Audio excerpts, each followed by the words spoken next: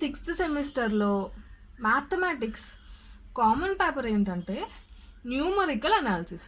Sixth సెమిస్టర్లో common paper cluster ఉంటాయి కదా, అందులో కామన్ పేపర్లో ఒక పేపర్ ఏంటంటే న్యూమరికల్ అనాలిసిస్. ఆ న్యూమరికల్ అనాలిసిస్లో ఫస్ట్ యూనిట్ ఏంటంటే errors in numerical computations. First unit పేరు ఎర్రర్స్ ఇన్ న్యూమరికల్ కాంప్యూటేషన్స్. పేరులోనే ఉంది కదా, ఇందులో దేని గురించి నేర్చుకుంటాం? ఎర్రర్స్ గురించి నేర్చుకుంటాం. అయితే ఎర్రర్స్ గురించి చెప్పే ముందు మనం ఏం తెలుసుకోవాలంటే నెంబర్స్ని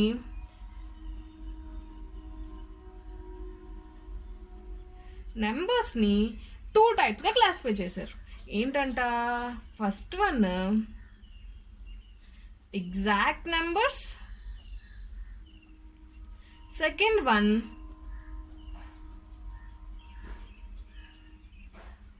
అప్రాక్సిమేట్ నెంబర్స్. ఏంటి? నెంబర్స్ ని 2 టైప్స్ లో క్లాసిఫై చేశారు. అందులో ఫస్ట్ పార్ట్ ఏంటి? Exact numbers. సెకండ్ వన్ ఏంటి? Approximate numbers. పేర్లు వింటేనే తెలుస్తుంది కదా. ఎగ్జాక్ట్ నెంబర్స్ అంటే ఏంటి? 1, 2, 3/4, 7/10 లేదా 3.578 ఇలా ఎగ్జాక్ట్ వాల్యూస్ మనం చెప్తున్న నెంబర్స్ అన్ని కూడా ఏంటవి? Exact numbers. మరి అప్రాక్సిమేట్ నెంబర్స్ అంటే ఏంటి? ఆ నెంబర్స్ తాలూకా ఎగ్జాక్ట్ వాల్యూస్ మనం చెప్పలేక వాటి తాలూకా అప్రాక్సిమేట్ వాల్యూస్ రాస్తాం కదా, అలా రాసేటప్పుడు ఆ నెంబర్స్ ఏమంటాము? Approximate numbers. ఎగ్జాంపుల్ చెప్పాలంటే ఇప్పుడు √2 ఉంది. √2 తాలూకా ఎగ్జాక్ట్ వాల్యూ మనం రాయలేం కాబట్టి జనరల్గా ఏం రాస్తాం? 1.414 అని రాస్తాం. కాబట్టి ఈ 1.414 ఏమవుతుంది? అప్రాక్సిమేట్ వాల్యూ ఆఫ్ √2 అవుతుంది. అలాగే పై ఉంది. పై వాల్యూ మనం ఎగ్జాక్ట్ గా చెప్పలేము కాబట్టి ఏం రాస్తాం? 3.14 వరకు రాస్తాం. కాబట్టి 3.14 ఏమవుతుంది? అప్రాక్సిమేట్ వాల్యూ ఆఫ్ పై అవుతుంది. సో ఇలా రాసేటప్పుడు ఇలాంటి నెంబర్స్ ఏమంటాము? అప్రాక్సిమేట్ నెంబర్స్ అంటాం. మరి వీటి ఎగ్జాక్ట్ వాల్యూ రాయకుండా అప్రాక్సిమేట్ వాల్యూ రాయడం వల్ల కొంత ఎర్రర్ వస్తుంది కదా, అలాంటి ఎర్రర్స్ గురించే మనం ఇందులో నేర్చుకుంటాం. నెక్స్ట్ ఏంటంటే సిగ్నిఫికెంట్ డిజిట్స్. ఇలా అప్రాక్సిమేట్ వాల్యూ రాసేటప్పుడు మనం దేని గురించి ఫస్ట్ చెప్పుకోవాలంటే సిగ్నిఫికెంట్ డిజిట్స్ గురించి చెప్పుకోవాలి. సిగ్నిఫికెంట్ డిజిట్స్ అంటే ఏంటంటే ఒక నెంబర్లో ఎన్ని సిగ్నిఫికెంట్ డిజిట్స్ ఉన్నాయి అనేది చెప్పాలి. అంటే ఎలా చెప్తాము? ఇప్పుడు ఒక నెంబర్ రాసాం, ఏదో ఒక నెంబర్. ఏ నెంబర్ రాద్దాం? 7.973402 ఇలా ఏదో నెంబర్ రాసాం. ఇప్పుడు ఈ నెంబర్లో ఎన్ని సిగ్నిఫికెంట్ డిజిట్స్ ఉన్నాయి అని చెప్పాలి అంటే దానికి కొన్ని రూల్స్ ఉన్నాయి. ఏంటి? ఫస్ట్ రూల్ ఏంటంటే every non zero digit is a significant digit. అంటే every non zero digit is significant. ప్రతి నాన్ జీరో డిజిట్ కూడా సిగ్నిఫికెంటే. ఓకే, ప్రతి నాన్ జీరో డిజిట్ ని కూడా సిగ్నిఫికెంట్ డిజిట్ కిందే లెక్క పెట్టాలి. మరి జీరో ఉంటే దాన్ని ఎప్పుడు సిగ్నిఫికెంట్ అంటాము? జీరో ఉండేటప్పుడు ఎప్పుడు సిగ్నిఫికెంట్ అంటాము అంటే జీరో ఒకవేళ బిట్వీన్ 2 నాన్ జీరో డిజిట్స్. ఈ జీరో అనేది 2 నాన్ జీరో డిజిట్స్ మధ్యలో ఉందనుకోండి, అప్పుడు ఆ జీరో కూడా ఏమవుతుంది? సిగ్నిఫికెంట్ అవుతుంది. అలాగే ఇంకా ఎప్పుడు జీరో సిగ్నిఫికెంట్ అవుతుంది? Trailing zeros are significant. Trailing zeros అంటే ఏంటి? ఇప్పుడు మనం 3.24500 అని రాసామా? ఈ లాస్ట్ వచ్చే జీరోస్ ఉన్నాయి కదా, లాస్ట్ లో టైల్స్ లా వేలాడుతున్నాయి లాస్ట్ కి. ఈ జీరోస్ ఏమంటాం అంటే ట్రైలింగ్ జీరోస్ అంటాం. అంటే ఇప్పుడు సిగ్నిఫికెంట్ డిజిట్స్ లెక్క పెట్టాలంటే ఇవి 4 నాన్ జీరో కదా, కాబట్టి ఇవి 4 సిగ్నిఫికెంట్. ట్రైలింగ్ జీరోస్ కదా, కాబట్టి 2 సిగ్నిఫికెంట్. కాబట్టి ఈ నెంబర్ లో ఎన్ని సిగ్నిఫికెంట్ డిజిట్స్ ఉన్నాయి? 6 సిగ్నిఫికెంట్ డిజిట్స్ ఉన్నాయి. అలాగే ఈ నెంబర్ లో ఎన్ని ఉన్నాయి? 1, 2, 3, 4, 5, 6, 7 సిగ్నిఫికెంట్ డిజిట్స్ ఉన్నాయి. మరి 0 ఎప్పుడు సిగ్నిఫికెంట్ కాదు అంటాము, అంటే ఇప్పుడు 0.00073 అలా ఉంది అనుకోండి, అంటే డెసిమల్ పాయింట్ ముందు ఒక నాన్ జీరో నెంబర్ లేదు, డెసిమల్ పాయింట్ ముందు 0 ఉంది, అలాగే డెసిమల్ పాయింట్ తర్వాత నాన్ జీరో నెంబర్ ముందు వచ్చాయి కదా ఈ జీరోస్, కాబట్టి డెసిమల్ పాయింట్ కి ఈ నాన్ జీరో నెంబర్స్ కి మధ్యలో ఈ జీరోలు ఉన్నాయా, ఇవేంటి సిగ్నిఫికెంట్ కాదు, నాట్ సిగ్నిఫికెంట్. అలాగే ఇంకా ఏమేమి జీరోస్ లెక్క పెట్టమంటే ఇప్పుడు 5700 అని ఉంది, ఇలా డెసిమల్ పాయింట్ పెట్టకుండా ఓన్లీ 5700 అని రాస్తే అప్పుడు ఈ రెండు జీరోలు సిగ్నిఫికెంట్ కాదు, ఇవి రెండింటినే సిగ్నిఫికెంట్ డిజిట్స్ కింద లెక్క పెడతాం. కాబట్టి ఇందులో ఎన్ని సిగ్నిఫికెంట్ డిజిట్స్ ఉన్నట్లు, 2 సిగ్నిఫికెంట్ డిజిట్స్ ఉన్నట్లు. అర్థమైందా? సో ఒక నెంబర్ ఇచ్చి అందులో ఎన్ని సిగ్నిఫికెంట్ డిజిట్స్ ఉన్నాయి అంటే ఏం చెప్తాము, అందులో ఉండే ప్రతి నాన్ జీరో డిజిట్ ని సిగ్నిఫికెంట్ కింద లెక్క పెడతాము, జీరోని ఎప్పుడెప్పుడు సిగ్నిఫికెంట్ అని లెక్క పెడతాము, రెండు నాన్ జీరో నెంబర్స్ మధ్యలో ఉంటే సిగ్నిఫికెంట్ అని లెక్క పెడతాం, అలాగే డెసిమల్ పాయింట్ తర్వాత లాస్ట్ లో ఇంకే నెంబర్స్ లేకుండా లాస్ట్ లో కొన్ని జీరోస్ వస్తాయి కదా, ఆ జీరోస్ ని కూడా ఏమని లెక్క పెడతాము, సిగ్నిఫికెంట్ డిజిట్స్ అనే లెక్క పెడతాం. నెక్స్ట్ ఏంటంటే యాక్యురసీ, ప్రెసిషన్. ఏంటి యాక్యురసీ,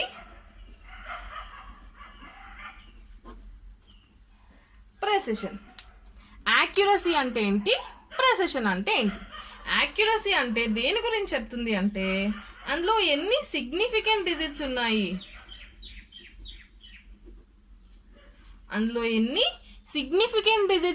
అన్న దాని గురించి చెప్తుంది.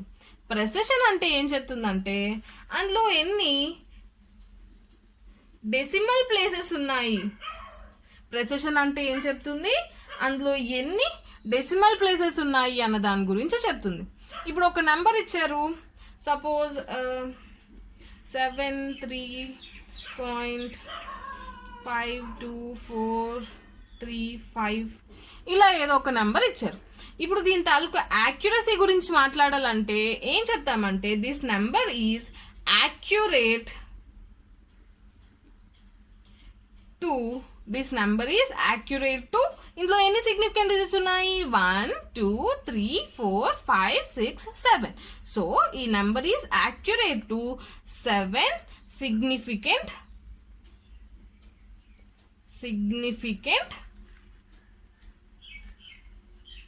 డిజిట్స్. మరి ప్రెసిషన్ చెప్పాలి అంటే సేమ్ ఇదే నెంబర్ తాలూకా ప్రెసిషన్ గురించి మాట్లాడాలి అంటే డెసిమల్ ప్లేసెస్ గురించి కదా చెప్తుంది.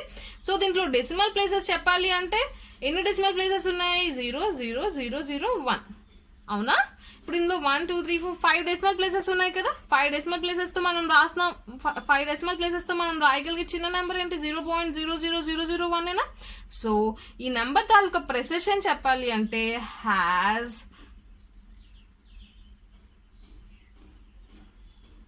precision of 0.00001. అర్థమైందా? యాక్యురసీ చెప్తే ఏం చెప్తాము, అందులో ఎన్ని సిగ్నిఫికెంట్ డిజిట్స్ ఉన్నాయో చెప్తాం. ప్రెసిషన్ చెప్తే ఏం చెప్తాము, అందులో ఎన్ని డెసిమల్ ప్లేసెస్ ఉన్నాయో చెప్తాం. మరి ఎన్ని డెసిమల్ ప్లేసెస్ ఉన్నాయో ఎలా చెప్తాము, ఇప్పుడు డెసిమల్ పాయింట్ ముందు 0 రాసి 0 0 0 0 లాస్ట్ది 1. అర్థమైందా? Next rounding off numbers. Next ఏంటి,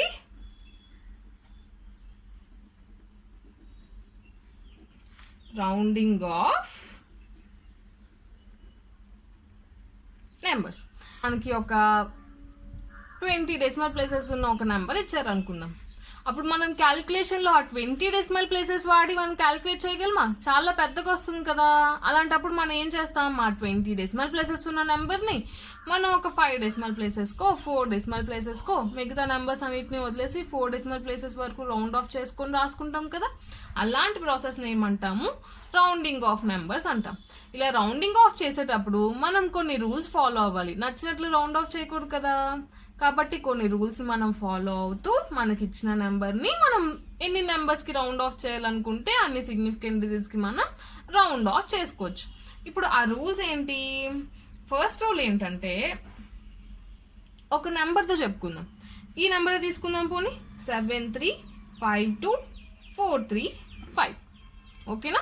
ఇప్పుడు మనం ఈ నెంబర్ ని, ఇందులో ఎన్ని సిగ్నిఫికెంట్ డిజిట్స్ ఉన్నాయి, 7 సిగ్నిఫికెంట్ డిజిట్స్ ఉన్నాయి కదా. ఇప్పుడు మనం దీన్ని ఏం చేద్దాము అంటే ఫోర్ సిగ్నిఫికెంట్ డిజిట్స్ కి రౌండ్ ఆఫ్ చేద్దాం అనుకున్నాం అనుకోండి. 4 సిగ్నిఫికెంట్ డిజిట్స్ కి రౌండ్ ఆఫ్ చేద్దాం అనుకున్నాం. 4 సిగ్నిఫికెంట్ డిజిట్స్ అంటే ఫస్ట్ నుంచి కౌంట్ చేయండి, ఎక్కడి వరకు వస్తాయి? 1 2 3 4 అంటే ఇక్కడ వరకు వస్తాయి. అంటే 73.52. ఈ మిగతావి తీసేయాలి కదా. మరి అలా తీసేసేటప్పుడు మనం ఏం చేయాలి అంటే దీని పక్కన ఈ నెంబర్ ఉంది కదా, ఈ నెంబర్ వాల్యూ 5 కన్నా చిన్నదుందా పెద్దదుందా లేదా 5 ఉందా అన్నది చూసుకోవాలి. ఇదేంటి 5 కన్నా చిన్నది ఉంది కదా, సో 5 కన్నా చిన్నది ఉండేటప్పుడు ఏం చేయొచ్చు అంటే ఈ 4 సిగ్నిఫికెంట్ డిజిట్స్ ని యాజ్ ఇట్ ఈస్ రాసేయచ్చు. ఒకవేళ ఇది 4 కాకుండా 9 అనుకోండి, అంటే మనం తీసుకున్న నెంబర్ 73.5293 అనుకోండి. అప్పుడు మనం 4 సిగ్నిఫికెంట్ డిజిట్స్ కి రౌండ్ ఆఫ్ చేసినప్పుడు ఎంత వరకు వస్తుంది? నెక్స్ట్ నెంబర్ ఏంటి? 5 కన్నా పెద్దది ఉంది కదా. సో 5 కన్నా పెద్దది ఉండేటప్పుడు 4 సిగ్నిఫికెంట్ డిజిట్స్ కి రౌండ్ ఆఫ్ చేయాలంటే అప్పుడు ఏం చేయాలి? 5 ఈ లాస్ట్ నెంబర్ ఉంది కదా 2, దీనికి ఒక నెంబర్ ని యాడ్ చేయాలి. అర్థమైందా? మనం రౌండ్ ఆఫ్ చేయాలి అనేటప్పుడు ఎన్ని డిజిట్స్ కి రౌండ్ ఆఫ్ చేయాలో అనే కౌంట్ చేసుకొని మార్క్ చేసుకొని నెక్స్ట్ ఉండే నెంబర్ 5 కన్నా చిన్నదైతే ఈ ముందు ఉండే నెంబర్ ని ఏం మార్చాల్సిన అవసరం లేదు, యాజ్ ఇట్ ఈస్ రాసేయచ్చు. ఒకవేళ నెక్స్ట్ ఉండే నెంబర్ 5 కన్నా పెద్దదైతే ముందుండే ఈ నెంబర్ కి ఒకటి యాడ్ చేయాలి. ఒకవేళ 5 ఉంటే ఏం పరిస్థితి అంటే ఇప్పుడు సపోజ్ 73.5253 ఉంది. ఇప్పుడు దాన్ని 4 సిగ్నిఫికెంట్ డిజిట్స్ కి రౌండ్ ఆఫ్ చేయాలంటే ఏం చేయాలి? ఇక్కడ 5 ఉంది కదా, అలాంటప్పుడు ఏం చేయాలంటే ఈ ముందు నెంబర్ ఈవెనా ఆడా చూడాలి. ఏంటి, ఒకవేళ మనం కట్ ఆఫ్ చేసే దాంట్లో కట్ ఆఫ్ అయిపోయి ఆ నెంబర్ ఉంది కదా, ఈ చివరి నెంబర్ ఫస్ట్ నెంబర్, ఆ నెంబర్ కానీ 5 ఉన్నట్లయితే అప్పుడు ఏం చేయాలి? దాని ముందున్న నెంబర్ ఈవెన్ నెంబరా ఆడ్ నెంబరా చూడాలి. ఈవెన్ నెంబర్ ఉంటే యాజ్ ఇట్ ఈస్ రాసేస్తాం. ఈవెన్ నెంబర్ ఉంటే యాజ్ ఇట్ ఈస్ రాసేస్తాం. ఒకవేళ ఇక్కడ 2 ప్లేస్ లోని ఆడ్ నెంబర్ ఉందనుకోండి, 3 ఉందనుకోండి, అప్పుడు ఇదేంటి ఆడ్ నెంబర్ కదా, కాబట్టి దానికి మళ్ళీ ఒకటి యాడ్ చేసి రాయాలి. అర్థమైందా? రౌండింగ్ ఆఫ్ నెంబర్స్ చేసేటప్పుడు మనం ఏం చూసుకోవాలి? మనం ఎన్ని సిగ్నిఫికెంట్ డిజిట్స్ కి రౌండ్ ఆఫ్ చేస్తున్నామో దాని నెక్స్ట్ నెంబర్ 5 కన్నా చిన్నదుందా పెద్దదుందా 5 ఉందా చూసుకోవాలి. 5 కన్నా చిన్నది ఉంటే ఏం చేయొచ్చు? As it is cut off చేసేసిన తర్వాత మనకి 4 సిగ్నిఫికెంట్ డిజిట్స్ ఉండే నెంబర్ ఉంది కదా, ఆ నెంబర్ ని యాజ్ ఇట్ ఈస్ రాసేయచ్చు. అలా కాకుండా 5 కన్నా పెద్దది ఉంటే ఏం చేయాలి? ఈ లాస్ట్ నెంబర్ ఉంది కదా, దానికి ఏం చేయాలి? 1 ని యాడ్ చేయాలి. నెక్స్ట్ ఒకవేళ 5 ఉంటే ఏం చేయాలి? దాని ముందుండే ఈ డిజిట్ ఈవెనా ఆడా చూడాలి. ఒకవేళ ఈవెన్ అయితే ఏం మార్చాల్సిన లేదు, యాజ్ ఇట్ ఈస్ రాసేయచ్చు. ఒకవేళ ఆడ్ ఉందనుకోండి ఏం చేయాలి? దానికి ఒకటి యాడ్ చేయాలి. సో రౌండింగ్ ఆఫ్ నెంబర్స్ ఓకేనా? నెక్స్ట్ ఏంటి అంటే ఎర్రర్. ఇంతకీ ఎర్రర్ అంటే ఏంటి? ఎగ్జాక్ట్ వాల్యూకి సపోజ్ ఎగ్జాక్ట్ వాల్యూ మనం తీసుకున్న నెంబర్ తాలూకు ఎగ్జాక్ట్ వాల్యూ కానీ క్యాపిటల్ ఎక్స్ అనుకున్నట్లయితే మనం ఎగ్జాక్ట్ వాల్యూ రాయలేక అప్రాక్సిమేట్ వాల్యూ మనం రాసిన దాని అప్రాక్సిమేట్ వాల్యూ కానీ స్మాల్ ఎక్స్ అనుకున్నట్లయితే, అంటే మనం తీసుకున్న నెంబర్ తాలూకా ఎగ్జాక్ట్ వాల్యూ క్యాపిటల్ ఎక్స్, మనం దానికి రాసిన అప్రాక్సిమేట్ వాల్యూ ఏంటి స్మాల్ ఎక్స్ కానీ అనుకున్నట్లయితే అప్పుడు ఎర్రర్ అంటే ఏంటి? ఆ రెండింటి మధ్యలో ఉండే డిఫరెన్స్, మనకు కావాల్సిన ఎగ్జాక్ట్ వాల్యూకి మనం రాసిన అప్రాక్సిమేట్ వాల్యూకి మధ్యలో ఉండే డిఫరెన్స్ ని ఏమంటాము? ఎర్రర్ అంటాం. కాబట్టి ఎర్రర్ అంటే ఏమొస్తుంది? అప్పుడు ఎర్రర్ అంటే capital X minus small X అంతే. Next types of errors. Types of errors లో 3 టైప్స్ ఆఫ్ ఎర్రర్స్ ఉన్నాయన్నమాట. ఏంటంటే అవి inherent error, analytic error, round off error. Types of errors లో ఏ టైప్స్ ఉన్నాయి? Inherent error, analytic error, round off error అని 3 types of errors చెప్తారనమాట. మరి ఇన్హెరెంట్ ఎర్రర్ అంటే ఏంటి అంటే ఇప్పుడు మనకి ఇచ్చిన ప్రాబ్లంలోనే ఒక ఎర్రర్ ఉందనుకోండి, దాన్ని ఏమంటాము? ఇన్హెరెంట్ ఎర్రర్ అంటాం. అదేంటి ప్రాబ్లంలోనే ఎర్రర్ ఎందుకు ఇస్తారు అంటే ఇప్పుడు సపోజ్ మనకి √2 వాల్యూయే ఉంది. రూట్ టూ వాల్యూ మనకి ప్రాబ్లంలో ఇచ్చేటప్పుడు 1.414 అని ఇచ్చారు అనుకోండి. రూట్ టూ వాల్యూ మన ఎగ్జాక్ట్గా ఎవరు రాయలేరు కదా. సో ప్రాబ్లం మనకి రాసిచ్చిన వాళ్ళు ఏమి ఇచ్చారు, 1.414 వరకే ఇచ్చారు. అప్పుడు మనం ఏం చేస్తాం, ఆ 1.414 వేసుకొని మనం ప్రాబ్లమ్ని సాల్వ్ చేస్తాం. అలాంటప్పుడు ఏమవుతుంది, రూట్ టూ తాలూకా ఎగ్జాక్ట్ వాల్యూ మనం వేయలేదు కాబట్టి ఈ సాల్వ్ చేసినప్పుడు మనకి ఆన్సర్ ఏదైతే వచ్చిందో అది కూడా ఎగ్జాక్ట్ ఆన్సర్కి కొంచెం ఎర్రర్ ఉంటుంది కదా, కొంచెం డిఫరెన్స్ ఉంటుంది కదా, ఎగ్జాక్ట్ వాల్యూ వేయలేదు కాబట్టి. సో అలా ప్రాబ్లంలో ఉండే ఎర్రర్స్, మనకి ఇచ్చిన ప్రాబ్లంలోనే ఇన్హెరెంట్గా ఉన్న ఎర్రర్స్ని ఏమంటాము, ఇన్హెరెంట్ ఎర్రర్స్ అంటాం. అంటే మనకి ఇచ్చేటప్పటికే అందులో ఒక ఎర్రర్ ఉంటే అలాంటి ఎర్రర్స్ని ఏమంటాము, ఇన్హెరెంట్ ఎర్రర్స్ అంటాం. నెక్స్ట్ ఏంటి, అనలిటిక్ ఎర్రర్స్. యాక్చువల్లీ పేర్లు కూడా చూసారా, ఇన్హెరెంట్ గా ఉండే, అంటే మనకి వచ్చేటప్పుడే మనకి ప్రాబ్లం మన దగ్గరికి వచ్చేటప్పుడే అందులో ఇన్హెరెంట్ గా ఉండే ఎర్రర్స్ ని ఏమంటాం, ఇన్హెరెంట్ ఎర్రర్.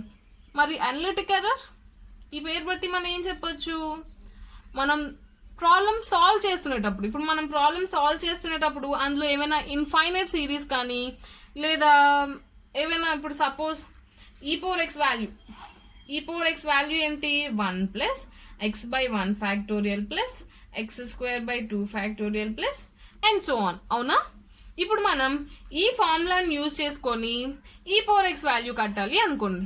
ఈ ఫార్ములా యూజ్ చేసుకొని ఏదో ఈ స్క్వేర్ వాల్యూ కట్టాలి. ఈ స్క్వేర్ వాల్యూ అంటే అప్పుడు దీని నుంచి ఏం రాస్తాము, 1 plus 2 by 1 factorial plus 2 square by 2 factorial plus and so on. అంటే అది ఒక ఇన్ఫైనైట్ సిరీస్ కదా. మరి అప్పుడు ఆ ఇన్ఫైనైట్ సిరీస్ లో మనం ఇన్ఫైనైట్ టర్మ్స్ యాడ్ చేసి వాల్యూ కడదామా, ఏం చేస్తాం, మహా అయితే ఒక 5 టర్మ్ వరకు ఆ టర్మ్ వరకు రాసి దాని వాల్యూ కట్టి అక్కడితో అవస్తాం. అవునా, మరి అప్పుడు ఎగ్జాక్ట్ గా వచ్చే ఈ స్క్వేర్ వాల్యూకి మనం ఇలా ఒక ఇన్ఫైనైట్ సిరీస్ యూజ్ చేసుకొని కట్టిన ఈ స్క్వేర్ వాల్యూకి కొంత డిఫరెన్స్ ఉంటుంది కదా. ఎందుకు, మనం ఇన్ఫైనైట్ వాల్యూస్ వేసుకోలేకపోయాం కాబట్టి ఒక 6 వరకు 7 వరకు 10 వరకు వేసుకుని అక్కడి వరకే మనం క్యాల్కులేట్ చేయగలిగాం కాబట్టి ఎగ్జాక్ట్ గా వచ్చే ఈ స్క్వేర్ వాల్యూకి ఈ ఇన్ఫైనైట్ సిరీస్ ద్వారా కట్టే ఈ స్క్వేర్ వాల్యూకి కొంత డిఫరెన్స్ ఉంటుంది కదా. సో అలాంటి ఎర్రర్స్ ఏమంటాము అంటే అనలిటిక్ ఎర్రర్స్ అంటాం. నెక్స్ట్ ఎర్రర్ ఏంటి, రౌండ్ ఆఫ్ ఎర్రర్. పేరు మీకు అర్థమైపోయి ఉంటుంది, పేరు వినగానే. రౌండ్ ఆఫ్ ఎర్రర్ అంటే ఏంటి, మనకు వచ్చిన వాల్యూ ఏదో ఒక 10 డెసిమల్ ప్లేసెస్ వరకు, ఒక 20 డెసిమల్ ప్లేసెస్ వరకు రావాల్సిన వాల్యూని మనం ఒక 4 డెసిమల్ ప్లేసెస్ కు 3 డెసిమల్ ప్లేసెస్ కు రౌండ్ ఆఫ్ చేయడం వల్ల మనకుండే ఎగ్జాక్ట్ వాల్యూకి మనం రౌండ్ ఆఫ్ చేసిన తర్వాత వచ్చిన అప్రాక్సిమేట్ వాల్యూకి కొంత డిఫరెన్స్ ఉంటుంది. ఆ డిఫరెన్స్ వల్ల వచ్చే ఎర్రర్ ఏమంటాము, రౌండ్ ఆఫ్ ఎర్రర్ అంటాం. సో ఇక్కడ టైప్స్ ఆఫ్ ఎర్రర్స్ లో మనం ఏం చెప్పుకున్నాము, 3 టైప్స్ ఆఫ్ ఎర్రర్స్ చెప్పుకున్నాము, inherent error, analytic error, round off error. Inherent error అంటే ఏంటి, మనకి ఆల్రెడీ ఇచ్చిన డేటాలోనే ఒకవేళ ఎర్రర్ కానీ ఉన్నట్లయితే అలాంటి ఎర్రర్స్ ఏమంటాము, ఇన్హెరెంట్ ఎర్రర్స్ అంటాం. నెక్స్ట్ అనలిటిక్ ఎర్రర్ అంటే ఏంటి, మనం సాల్వ్ చేసేటప్పుడు లేదా దాని వాల్యూ కంప్యూట్ చేసేటప్పుడు మనం ఏదైనా ఇన్ఫైనైట్ సిరీస్ వాడడం వల్ల కానీ లేదా ఏదైనా మ్యాథమెటికల్ ఫార్ములాస్, ఎర్రర్స్ ఉన్న మ్యాథమెటికల్ ఫార్ములాస్ వాడటం వల్ల కానీ మనకు వచ్చే రిజల్ట్ లో కొంత ఎర్రర్ వస్తుంది కదా, అలాంటి ఎర్రర్స్ ఏమంటాము, అనలిటిక్ ఎర్రర్స్ అంటాం. నెక్స్ట్ ఏంటి, రౌండ్ ఆఫ్ ఎర్రర్స్. అంటే మనకు వచ్చిన నెంబర్ ఒక 20 డెసిమల్ ప్లేసెస్, ఒక 40 డెసిమల్ ప్లేసెస్ ఉంటే మనం అన్ని డెసిమల్ ప్లేసెస్ కట్టలేము కాబట్టి దాని 4 డెసిమల్ ప్లేసెస్ కు 3 డెసిమల్ ప్లేసెస్ కు రౌండ్ ఆఫ్ చేసేటప్పుడు మనకుండే ఎగ్జాక్ట్ వాల్యూకి మనం రౌండ్ ఆఫ్ చేసిన తర్వాత మనకు వచ్చిన వాల్యూకి ఎంతో కొంత డిఫరెన్స్ ఉంటుంది కదా. ఆ డిఫరెన్స్ వల్ల వచ్చే ఎర్రర్ ని ఏమంటాము, రౌండ్ ఆఫ్ ఎర్రర్ అంటాం. నెక్స్ట్ ఏంటంటే అబ్సల్యూట్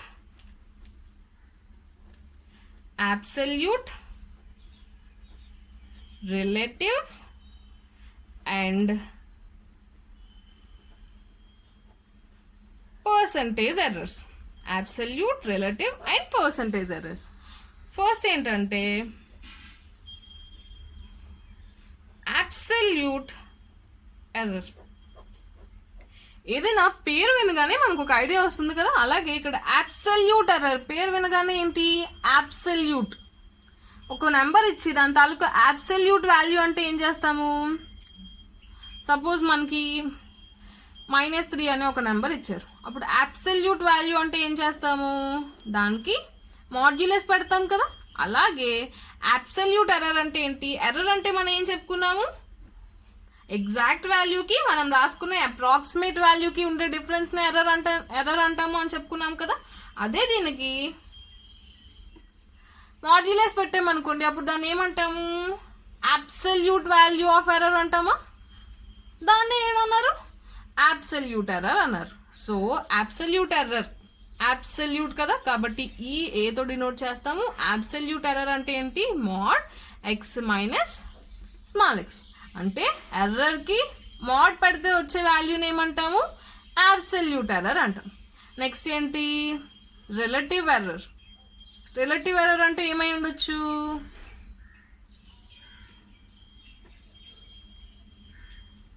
రిలేటివ్ ఎర్రర్ అంటే ఈ అబ్సల్యూట్ ఎర్రర్ ఉంది కదా, ఈ అబ్సల్యూట్ ఎర్రర్ ని